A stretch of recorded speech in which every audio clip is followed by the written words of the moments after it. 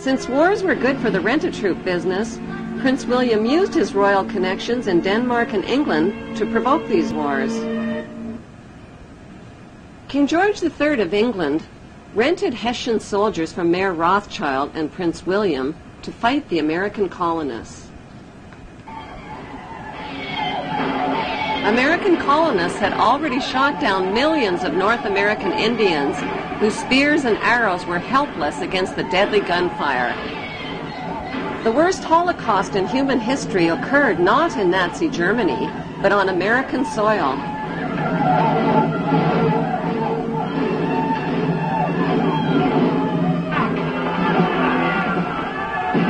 By 1776, British and Hessian troops arrived on American shores, ready to fight the American colonists.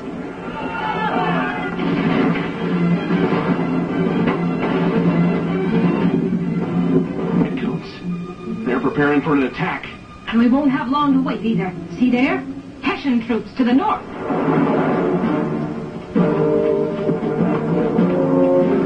Hessian mercenaries. I can't believe the king is paying Germans to come here and kill British colonists.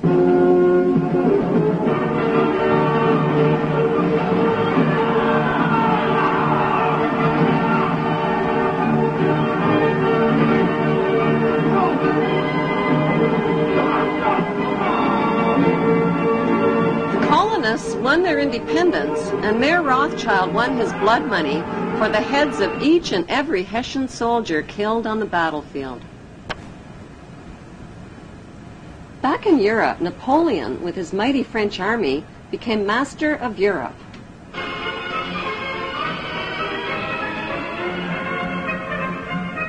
When Napoleon and his troops stormed into Frankfurt, Germany, William feared for his life and his vast fortune. He left $3 million in the hands of Mayor Rothschild to pay the Hessian soldiers.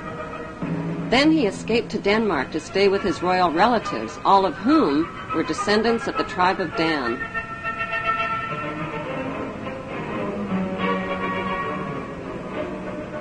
Mayor Rothschild received a stock market tip from his World Revolutionary Network.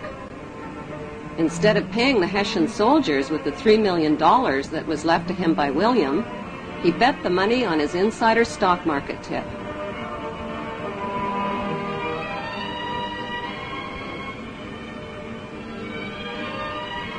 With his new fortune, Mayor Rothschild set up 5 family banks to be run by each of his 5 sons in London, Paris, Naples, Frankfurt, and Vienna.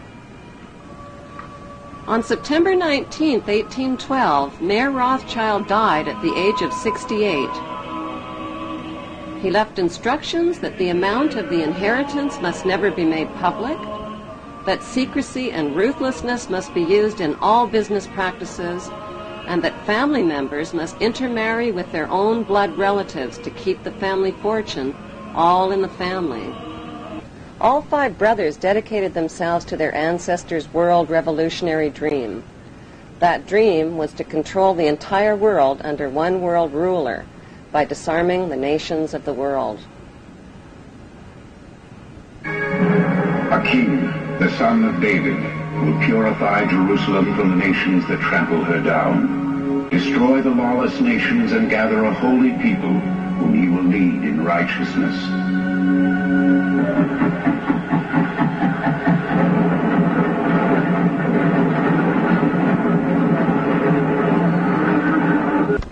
Mayor Rothschild's most successful sons were Nathan, who ran the London Bank, and James, who ran the Paris Bank. Together, they changed the face of history and became known throughout Europe as the Demon Brothers.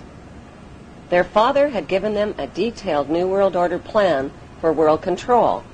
Adam Weishaupt wrote and completed the plan on May 1st, 1776, with Rothschild financing.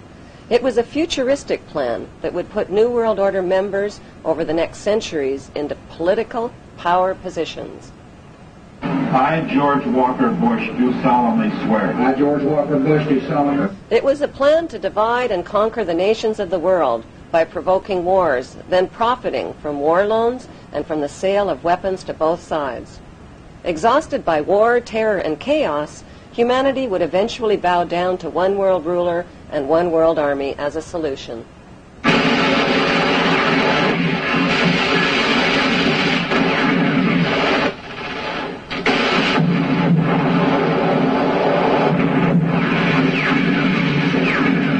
It was a plan to control public opinion by purchasing the controlling shares in TV networks, newspapers, publishing houses, and film studios. Briefings and updates from Washington and around the world every 15 minutes throughout the business day. As influential leaders, global markets, and your money take center stage. On CNBC. Completely on the stage, but he was on the scaffold. Sports, games, and alcohol would be used to distract the masses. Laws would be changed, banks would be monopolized, and people and nations would be made into obedient debt slaves. With Rothschild financing, Adam Weishaupt formed a secret world revolutionary group called the Illuminati. He recruited thousands of influential members by convincing them that only men of superior ability had the right to rule over the ignorant masses.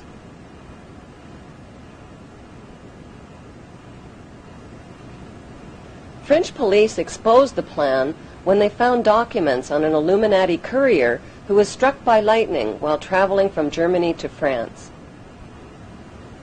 The Illuminati was forced underground. They took refuge in the lodges of a secret brotherhood called the Freemasons, who practiced death and rebirth rituals and whose history dates back to the construction of Solomon's Temple.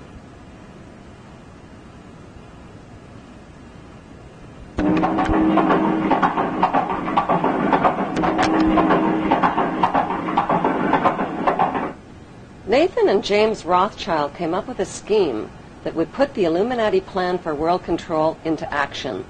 It would also make them filthy rich. The brothers helped finance both sides of Napoleon's famous Battle of Waterloo between the French and the English.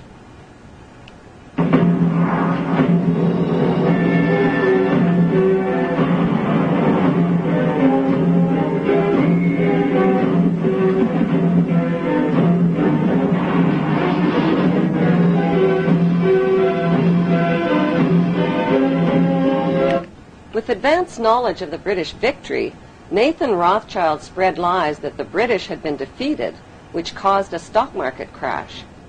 While panicked English investors sold their life savings, Nathan bought up their market shares for pennies on the dollar. When official news of the British victory over Napoleon was announced, the English stock market skyrocketed, and so did Nathan's wealth. In one foul swoop, the Demon Brothers had double-crossed the English masses and taken control of the Bank of England. Flaunting their stupendous wealth, the brothers went on a lavish spending spree. They bought mansions, fashionable clothes, and hosted extravagant parties.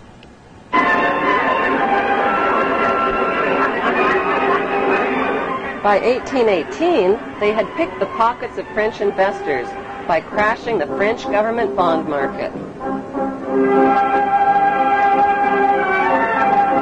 According to plan, the brothers formed the world's first international bank and named it N.M. Rothschild and Sons. The Pope became their most famous customer. The Catholic Church, which had financed the wholesale slaughter, torture, and looting of hundreds of thousands of Muslims during the Christian Crusades, were now doing business with the Demon Brothers.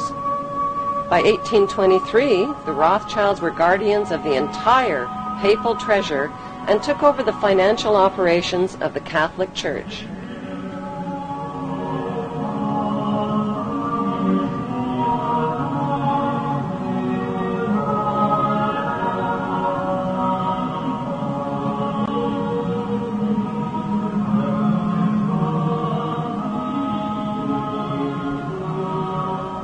Enraged citizens accused the Rothschilds of conspiring to control the world's money markets. Fearing for their lives, the Rothschilds retreated into the shadows and cast their eyes on the youthful United States of America. To avoid publicity, the Rothschilds made themselves invisible by creating and hiding behind two front companies, J.P. Morgan and Kuhn and Loeb. More and more power was becoming concentrated in fewer and fewer hands. By 1906, J.P. Morgan's bank controlled 1/3 of America's railways and almost 70% of the steel industry. He eventually had a stake in the major companies of the 20th century, among them AT&T, ITT, General Electric, General Motors, and DuPont. At one point, Morgan made the offhanded comment, "America is good enough for me." And the newspaper of William Jennings Bryan retorted, "Whenever you're tired of it, you can give it back." I mean, that was the image of J.P. Morgan, the owner of the United States. The success of Morgan's Industrials was quickly reflected in the Dow Jones Industrial Average. The Rothschilds bought controlling interest in England's British East India Shipping Company and the illegal opium trade with China. They offered junior partnerships to New England's leading American families.